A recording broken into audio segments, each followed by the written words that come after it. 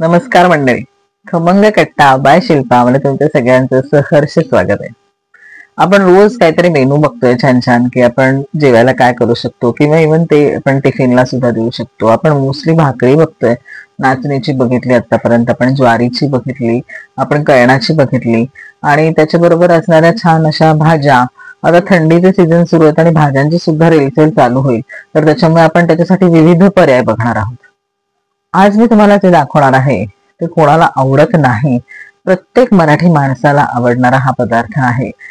Non Maharashtrian लोकांना सुद्धा बैंगन का भरता म्हणून हा पदार्थ आवडतो आणि आपल्याकडे तर वांग्याचं भरीत, भाकरी, ठेचा म्हणजे पक्वान्नांपेक्षा सुद्धा प्रिय. तर अशी ही थाळी आपण आज बघणार आहोत. त्याच्यामध्ये आपण वांग्याचं भरीत करताना एक थोडस वेगळ्या पद्धतीने करणार आहोत, की जेणेकरून ते अजून छान लागेल. आणि दुसरं मी तुम्हाला जो ठेचा दाखवणार आहे तर तो लसूण पातीचा ठेचा आहे. अतिशय चविष्ट लागतो. लसूण पात आता छान बाजारात यायला लागलेली आहे आणि थंडीमध्ये भरपूर प्रमाणात ही मिळते. तुम्ही हे ठेच्यामध्ये सुद्धा घालू शकता आणि ही तुम्ही कुठल्या भाज्यांमध्ये सुद्धा घालू शकता. इव्हन आपल्या भरतामध्ये सुद्धा ही चव आणेल, तर मी त्यातही थोडी घालणार आहे. आणि हा लसूण पातीचा ठेचा सुद्धा तुम्हाला दाखवणार आहे. लसूण पातीचा हा जो ठेचा आहे तर हा आपण ना मिक्सरमध्ये न फिरवता कुटणार आहोत, थोडस जाडसर असा. तर बघायचं का मग? छान छान. आता थंडीत तर खूप सुंदर सुंदर रेसिपी दाखवणार आहे तुम्हाला. पण या सगळ्यासाठी तुम्हाला या रेसिपी आवडतात का हे मला कमेंट सेक्शन मध्ये नक्की सांगा. आणि आपल्या या चॅनलला लाईक, शेअर आणि सबस्क्राईब करायला विसरू नका.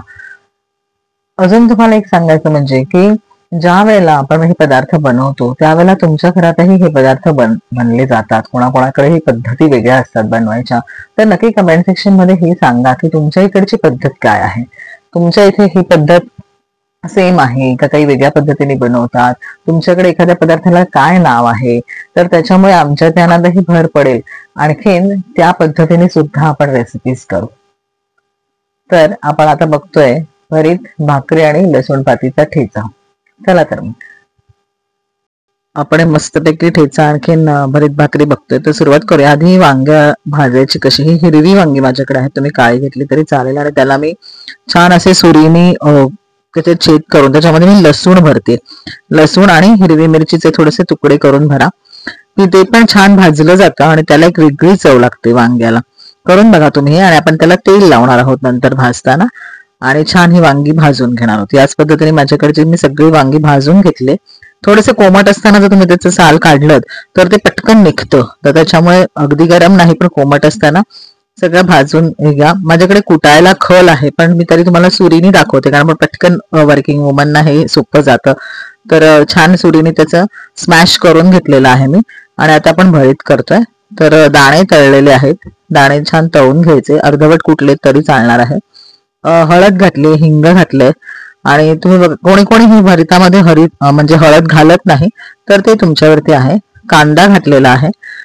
एक साधारण या 3 वांग्यांना मी मध्यम आकाराचे 2 कांदे घेतलेले आहेत. आणि कांदा छान जेव्हा मऊ होतो तर त्यावेळेला तर त्याच्यामध्ये आपण ठेचा घालणार आहोत. ठेच्यामध्ये मी आलं, लसूण, हिरवी मिरची आणि थोडीशी कोथिंबीर असा वाटूनच ठेवलेला होता, तर तो टाकलेला आहे. आणि आता ही कांद्याची पात घातलेली आहे. याच्यामध्येच मी थोडीशी लसूण पात जी होती तर ती पण चिरून घातलेली आहे.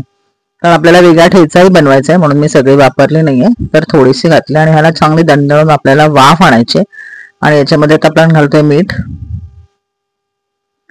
तुम्ही हिरवी मिरचीचा ठेचा घालून तुम्हाला जर जास्त तिखट नको असेल तर तुम्ही नका करू. मी थोडा कांदा लसूण मसाला घातलाय ज्याच्यामुळे याची चव खूप छान आहे. आणि किंचित पाणी घालायचं, त्याच्यामुळे भरीत अगदी कोरडं होत नाही, कारण हे सगळं शिजायलाही वेळ लागतो. तर त्याच्यामुळे मी ह्याच्यामध्ये थोडं पाणी घालते. आता आपण घालतोय लाल तिखट. आणि मी थोडस ना दाण्याचं कूट हे थोडस असं भगरा लाल तिखट घालून दळून ठेवते, वाटून ठेवते. चटणी म्हणा तुम्ही त्याला, दाण्याची चटणी करतो आपण त्या प्रमाणात, की त्याच्यामुळे त्या भरताला एक असा थिकनेस पण येतो. आणि हे जे पाणी असतं हे सगळं नंतर शोषलं जातं, पण त्याच्यामुळे भरीत कोरडं होत नाही, खाताना लागत नाही आपल्याला. आणि छान लुबलुबीत असं भरीत होतं. याला दणदणून वाफ आणल्यावरती आपलं हे भरीत तयार होणार आहे. तुम्ही बघत असाल तर आता किती फरक पडलाय. मग अशी जसे कच्चं वाटत होतं तर ते अतिशय छान प्रकारे शिजलेलं आहे आपलं हे भरीत. आणि आपलं भरीत तयार आहे. किती मस्त रंग आला. आणि तिखट तुम्हाला जसं हवं तसं तुम्ही कमी जास्त नक्कीच करू शकता. आणि आता मी तुम्हाला मिरच्यांचं दाखवते. मिरच्या घेतलेल्या आहे, लसूण थोडा मी घेतलाय आणि शिवाय ही लसूण पात आहे, तर ती सुद्धा मी छानपैकी त्याची धुवून निवडून घेतलेली होती. जरी मी तुमच्या समोर कापली तरी ती धुतलेली आहे. त्याची मुळं काढून घ्यायची नेहमी आणि ही लसूण पात पण चिरून घ्यायची, म्हणजे खलबत्त्यामध्ये ती आपल्याला जास्त वेळ लागत नाही त्याला कुटायला. मिरच्या तेलावरती छान परतून घ्यायच्या, जेणेकरून हा ठेचा राहिला तरी पण तो टिकतो आणि त्याला एक चव पण छान येते, कच्चा राहत नाही ठेचा. त्याच्यामध्ये हे लसूण आणि लसूण पात दोन्ही घातलेलं आहे आणि हे परत छान आपल्याला परतून घ्यायचंय.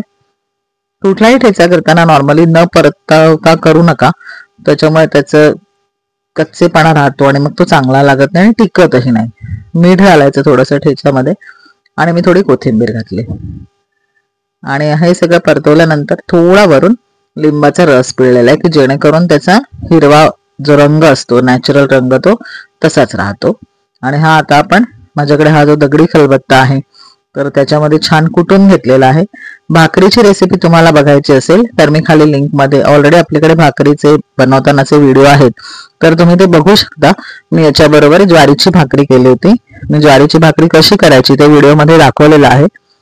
आणि हा ठेचा छान कुटल्यानंतर त्याच्यावर थोडंसं सलाड आणि आपलं भरीत, भाकरी, ठेचा, असं छान जेवण आपलं मस्तपैकी होतं.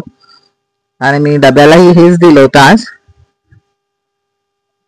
कुठल्यामुळे ना त्याची चव छान लागते. मिक्सरमध्ये आपण जेव्हा पटकन फिरवतो तेव्हा त्याची चव उतरत नाही. पूर्वीचा खलबत्ता किंवा पाटा वरवंटा याच्यावरची चव खूप छान असते. आणि आपला हा ठेचा सुद्धा छान तयार आहे, जो 8 ते 10 दिवस टिकतो आणि आपला मेनूही तयार आहे. आवडला असेल तर कमेंट सेक्शन मध्ये नक्की सांगा आणि लाईक, शेअर आणि सबस्क्राईब करा. धन्यवाद.